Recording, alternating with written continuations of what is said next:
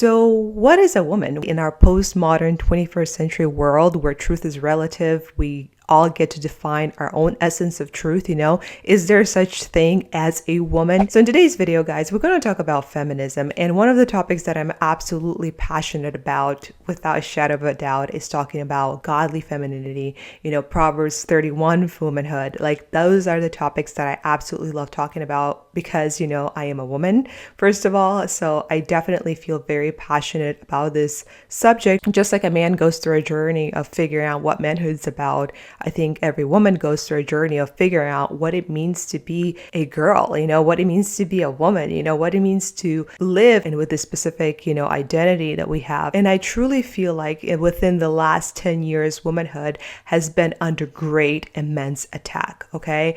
From the left, progressive ideologies, especially with transgenderism, what I call a pseudo-feminism, where you have men transitioning into women, where the lines have been truly blurred. With the fluidity of these things, how do I know if I'm a woman? That's a great question. I like scented candles, and yeah, I've watched Sex and the City. Yeah. So how do I know? Yeah, Matt, that question right there, that question, when it's asked with a lot of curiosity, right, that's the beginning of a lot of people's gender identity development journeys. If my mom who gave birth to me is a woman, and my wife is a woman, though I haven't asked her, maybe I should. But if they're all women, and also the boy who sits down with you and says, I think I'm a girl, actually is one, then what is a woman? Great question. I'm not a woman, so I can't really answer that.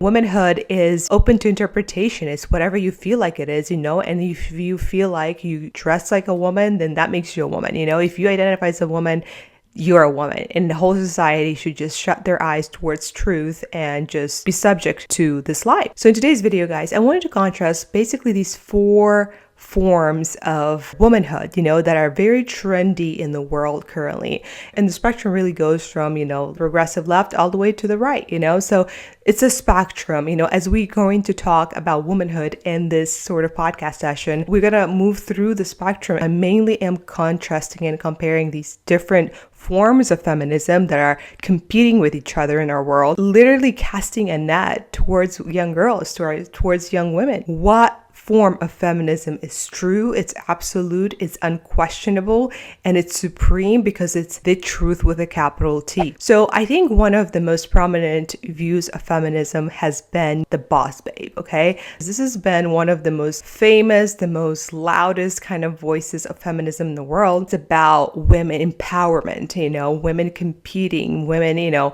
having voices everywhere, Part of this is the pro-choice movement, that empowers women to take hold of their reproductive health. This idea that, women can behave just like men sexually, that women should compete in the corporate ladder, become just like men, outperform men, close this mythical gender gap, that is the driving story of this third wave feminism. And a lot of women bought into this lie. A lot of women, only now I think we're truly seeing the effects of embracing this idea of feminism, where you truly have now a lot of women going into, their late 30s, early 40s, where, they're childless, they're alone, because they bought into this lie that you put your career above family. There's been so many consequences that we're just starting to see. This is when you see these TikTok videos of women, just saying, oh, I bought into this lie, and here I am, I'm alone, and I don't have a family, I don't have children, and now I have to compete with younger women. Man, I feel lied to by the culture, but I'm gonna take full responsibility there, man. I fell for it. I fell for the boss bitch, I could do everything by myself, that hyper independent bullshit. And I'm 31 now, and I still don't have kids. I still don't have a family. I was focused on trying to get after the bag and all this. Yo, what? I'm in a place now in my life where I'm reevaluating everything. My values, my perspectives, what I really want in the future. And what I really want is a family. I feel like social media or just everything around us, society in general, wants to push that the woman is the future. No, the family is the future. It's scary whenever you put this emphasis on this independent womanhood, right? This boss babe, independent from masculinity, independent from children. It creates a very lonely woman. It destroys her because it lies to her to saying that, the greatest meaning that you can do is in your independence and living for yourself and promoting, this idea of a strong woman, and not sacrificing yourself to raise a child, to be of help to a man, right?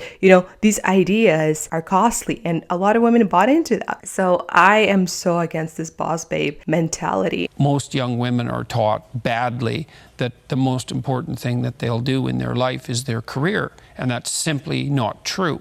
It's not true for most people, and it's certainly not true for most women. I certainly wasn't taught that myself. I feel like I'm doing quite well in my career, but I still have pressures. People who are saying, when are you actually going to succeed properly by having a baby? Yeah. I kind of find that slightly offensive. I'm 38. Mm-hmm. I feel like I've got through my early 30s without almost luckily, when I look at what my friends have to deal with their children. I almost feel a little bit blessed. What do you say to that? Well, I would say that it starts to get pretty lonesome in life after 45 if you don't have a family, and so it's easy to consider the utility of an intense career, and like you have a very high quality career too, that's something that marks you out from let's say more typical people, and perhaps that's worth more of a sacrifice, but you're going to live till you're 90 in all likelihood, and it's not easy to consider your life across its entire span. And there's something to be said for developing a very close-knit, intimate community around you if you can manage it. You have children, and then you have grandchildren, and that, to me, what I've experienced in my life, although I've had a very productive career and a very interesting career, it's definitely been the case for me that my family has been more and more important to me as I've got older. And I don't think that that's a uncommon experience. I don't talk about my career on this channel as much, but, being a, family nurse practitioner, having a graduate degree, having worked alongside women who are very high functioning, who, have made careers for themselves. Some of them were single, but some of them had their families. But as much as these women worked, all I heard these women talking there, during lunch and whatever, was how much guilt they had, how much mommy guilt they had. They felt like they had to work. They had to put their jobs above their families, because they're in debt. Now they have to work to be able to pay their bills, to pay their loans, and it's just like, it's such a trap. It's such a trap. And it doesn't make women happy. It doesn't make women truly liberated, if you will. What I've at least witnessed firsthand is that it makes women feel very torn, very unsatisfied, if you will. And I'm not saying that there is not a minority of women that are perfectly fine for functioning in their boss babe, mode. I'm not saying that, but that is not reflective of the majority of women, and I feel like there's been this pressure, within the 20 years or so to buy into this identity, this false narrative, and act like it made women happy, which it hasn't. So if the boss babe feminism is a very progressive left-leaning kind of view, as response to that, in the last, I would say, 5 years or so, there's been a lot of development of the tradwife ideal of feminism, where it's been pushed so much, especially by the right, where, you have people like Esther Williams, who made this, she kind of coined it, this idea of the trad wife, where, she had a cooking videos and how she talks about how her husband takes care of the financial aspects, and he goes out to work and she's just a stay at home, wife. She's cooking and, she's taking care of the home, and they have very traditional gender roles, and it's all kind of nicely divided. So I'm here to make a clarification video because of the big controversy going around about the term trad wife and the intent behind the term, as well as the intent behind my channel and what I post. If you are not familiar with the term tradwife, it is a woman who chooses to live a more traditional life with ultra-traditional gender roles. So the man goes outside the house, works, provides for the family. The woman stays home and she's the homemaker. She takes care of the home and the children if there are any. The misconception about the tradwife movement, it's not really a movement. Nobody's pushing it. People are typically just living it and maybe showcasing their lifestyle like me. And we believe our place, specifically us as individuals, believe our purpose is to be homemakers. It doesn't mean that we are trying to take away what women fought for. There are a lot of people trying to make this a sinister thing or put some other darker meaning behind the term tradwife. Nobody is doing that. No tradwife TikTokers are saying every woman's place is in their home. We as individuals are just choosing to be homemakers. That's all. Tradwives also believe that they should submit to their husbands and serve their husbands and family. And that triggers people because the words submit and serve, it makes women think that we're saying that we're less than a man. That's not what we're saying. Tradwives just believe that they are here as women for a different role, equally as important though. I can make another video on that another time. To be a homemaker and to have traditional values does not make us bad people. It's 2022. Women should have the choice to be homemakers or not without being judged. And women should also be able to use the term tradwife, which means traditional wife, and not be shunned for wanting to be more traditional. Here's the thing, as a Christian, because this is a Christian channel, at first, that seems very much in alignment with the kind of biblical values. But I also believe that if we're not careful to make the distinction, if we make idolatry out of marriage, out of being a mother, because here's the thing, what if the Lord, delays, has you in a longer season of singleness? What if the Lord might not be within his will for you to be married? What about those women? If we as, Christians embrace this trad idea of a wife, or this trad idea of feminism, it excludes quite a bit of women, who are maybe not called to marriage, or perhaps, they have a specific calling that the Lord has for them, or, their marriage is delayed in their life. So what is a Christian woman to do, if we have this idea that the goal is to be the trad wife, to be this traditional married mother woman, yeah, we love those ideals, but I think sometimes Christians can elevate, the church specifically can elevate this role for women that oftentimes, if that's not happening in your life as a single woman, you feel like, oh, there's no purpose to my life. It can really shatter women. It can leave a lot of women broken, and I know quite a bit of women, who have prolonged singleness and they are dealing with a lot of questions. And it's really hard when the church, right? The church idealizes this idea of, encouraging young women, just preparing them for marriage and being homemakers and being mothers, and, not really emphasizing also perhaps, as you pray for these things, develop something, develop maybe a side hustle, consider a career choice that will be also family friendly, and that's okay to do that, but don't just waste time idealizing this idea of a trad wife.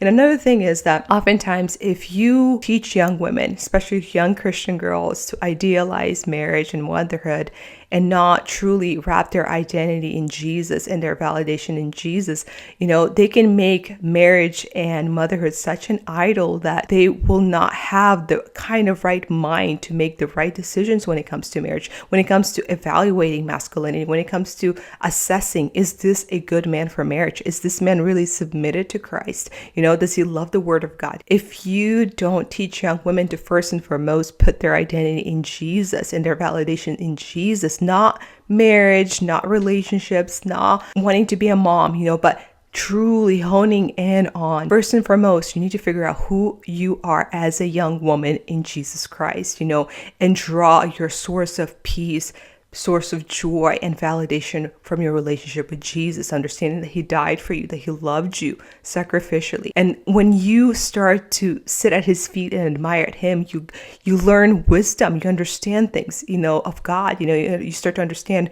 how a man should treat you, how he should speak you, how he should court you, all of these things are products of spending time with Christ, making him your ideal in your singleness, not idealizing marriage and motherhood and feeling broken when those things are not happening in your life. And so I think that's the danger from the church perspective. Whenever, I see these Christians who are right-leaning elevating the status of a tradwife, there's dangers in that, because you also know women who literally jumped into marriage, and ended up in very abusive relationships. Yeah, even with Christian men. So I'm just saying that we need to be very careful with that, with this idea, because trad wife is not Proverbs 31 womanhood, okay? There's a difference. And this is where I'm going to transition into talking about Proverbs 31 feminism that is not like the boss babe, and it's not like the trad wife ideal of the right, if you will. Proverbs 31 feminism is so beautiful and so unique and so biblical. Proverbs 31 is about a mother who's basically talking to her son and painting a portrait of a woman that is truly beautiful, that is truly godly, that is radiant, that is the full expression and manifestation of godly womanhood. Christianity has done so much for women, Jesus, when he walked his whole ministry, he was surrounded by women, the way he treated them, the way he approached them. Think about the woman at the well. No Jew would come close to that woman, but Jesus came offering living water. Think about the woman that was about to be stoned, and Jesus said, "Go and sin no more." He really protected her. You see how tenderly Jesus did so much to elevate the status of women, to heal broken womanhood. And you see that the love that the women had, they were at his grave. They were the first witnesses of the resurrection. I think how tender that is, and Christianity truly gave women a status that they didn't have before. Prior to Christianity, women were nothing. They were treated as dogs, mere commodity. It is Christianity that really brought back the beauty of womanhood and how women ought to be treated. When you read in Ephesians 5, how men ought to love their wives sacrificially, the way that Christ loved the church, that he died for her, right? How women ought to respect their husbands. It's so beautiful. So what we see in Proverbs 31 feminism is not a womanhood that is independent and fighting for its rights and its independence apart from men and children, right? We see a womanhood that flourishes in interdependence with masculinity and children, because women are bearers of life. Women are the best helpers to masculinity. A woman complements a man in a way that nothing else can, right? The way that Eve complemented Adam was unique. It was by God's design. A woman is not a byproduct of evolution. A woman was designed. She was the last thing that God created. She was the crown of creation. There was so much power, in womanhood. She was a glorious being, given as a gift to Adam. So womanhood is absolutely beautiful and absolutely powerful enough that, even sin itself, came through a woman, the way Apostle Paul talks about, it wasn't Adam who sinned, but the woman did, even though the responsibility still fell on Adam. And we as women have cursed the whole humanity. But think about it, in the same way, the redemption of humanity also came from a woman, Mary, Virgin Mary, through divine conception, right? So in a way, the woman is a channel. The womb is a holy ground of conception. Think about, why is there so much adversity between, pro-choice and pro-life? There's a real battle. There's always been a battle at the level of the womb. The enemy, Satan, has always tried to attack the womb, and sort of cut that relationship between a woman and life and a child. Call a fetus just a cluster of cells, There's always been that attack. A woman was also extracted from masculinity, right? From Adam's rib. So she cannot be understood correctly, apart from masculinity. You cannot have this feminism, this boss babe feminism that is independent of the things that that are so key to womanhood, right? Like children and men. I want to read to you guys, this beautiful balanced view of femininity, where there's not this docile and passive femininity, but it's also not this, almost masculine in its nature feminism that the boss babe idea promotes. What we see, this is a woman who has a relationship with God. From her relationship with God, this woman then, gives life to her children, gives life to her husband. Her relationship with God is the ultimate source of wisdom and beauty in her womanhood. So I just wanted to read to you guys how beautiful this epilogue really is. In Proverbs 31, it says, "A wife of noble character who can find, she is worth far more than rubies. Her husband has full confidence in her and lacks nothing of value. So again, a wife of noble character who can find. There's a value in godly femininity that is much greater than rubies. Like, it's so precious, it's so valuable. If the character of a woman is corrupted, there's colossal consequences on the societal level, on the family level. Her husband has full confidence in her and lacks nothing of value. So masculinity, in a sense, also depends on the quality of feminism.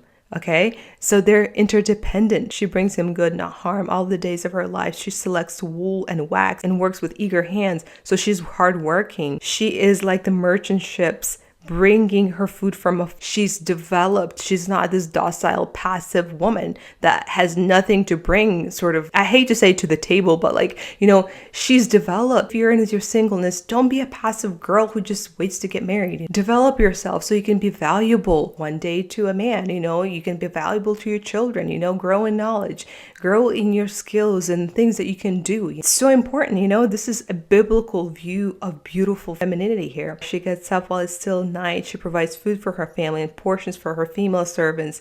There's a relationship with other women that is healthy. She considers the field and buys it. Out of her earnings, she plants a vineyard. So this woman is like almost entrepreneurial. Like, she has ideas. She's not just sitting around, but like all her efforts are geared to making her home better, to helping the man in her life, to helping other women in her life, to helping her children in her life. Like, a man can build a house, but a woman creates a home. Something that we do as women is that we multiply things. We create things. We bring life to things, and that's such unique traits of womanhood. And she sets about her work vigorously, and her arms are strong for her tasks. She sees that her trading is profitable, and her lamp does not go out at night.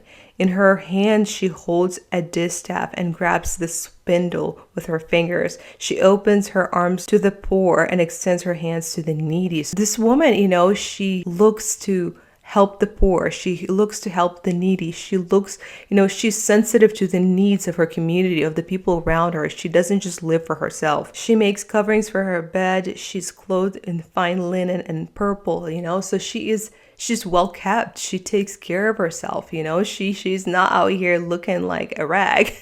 She's a woman of values, probably of modesty. I love this idea of linen and purple. Purple is a royal color, this woman is royal. She understands she has responsibilities, she has this royal nature to her, she's a princess, for goodness sakes. Her husband is respected at the city gate. Look at it. Her husband is respected at the city gate. So this woman adds value to her man, right? Like, she adds value to her husband to where, like, she is an ornament to him. You know what I mean? She brings, she builds him up. She's such an addition to him. You know what I mean? Again, and so we see here is a womanhood that is not independent from masculinity, but a womanhood that complements and adds to masculinity. She speaks with wisdom, and faithful instruction is on her tongue. So she's a source of wisdom. She's developed thoughts. She spends time in the Word of God. Where else is she gonna get wisdom if not from the Lord Himself, right? And she watches over the affair of her household. So she is observant. This is a woman who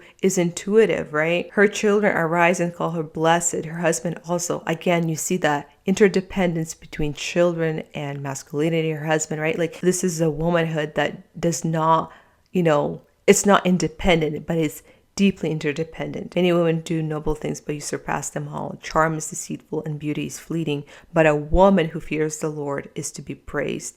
Honor her for all that her hands have done, and let her works bring her praise at the city gate. So honestly, a woman who fears the Lord, a woman who honors God, will be the woman that lives and manifests the proper kind of feminism that is intended by God Himself. This is the true kind of feminism, And lastly, the fourth point that I want to make is that there's now this pseudo-feminism, okay? This pseudo-feminism, which is very much ignited by the transgender movement, where, this whole idea of fluidity is a completely postmodern lie. And the postmodern relativists love this because there's no such thing a woman, you know. A woman is whatever you want to call it to be, you know. The fact that it's open to interpretation, that you can chop certain parts out and and that makes somebody a woman, you know, it's just a lie, and it's running from the truth. You know, this idea that we can sort of make a woman a fluid concept. It's not a fluid concept. It's a very concrete concept designed by God himself, you know,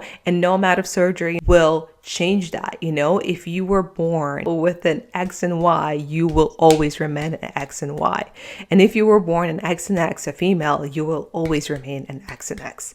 Those things were embedded by God himself, and you cannot change those things. And here's it, instead of submitting ourselves to the truth, we want to somehow, you know, create our own narrative, create our own truth. At the end of the day, guys, I just wanted to celebrate this beautiful feminism that we have in the Lord Jesus. Femininity is designed by God. That was God's idea, and it ought to be celebrated as absolute truth, you know, as a truth of God, as a gift of God to humanity. Beautiful women who love God, women who honor God, and women who love men, who love children, who understand their worth, and who draw their identity from Christ and draw their wisdom from the Word of God. All right, guys, thank you so much for watching this video. If you enjoyed this video, consider commenting, liking, and subscribing to my channel for further content, and I'll see you guys in the next video.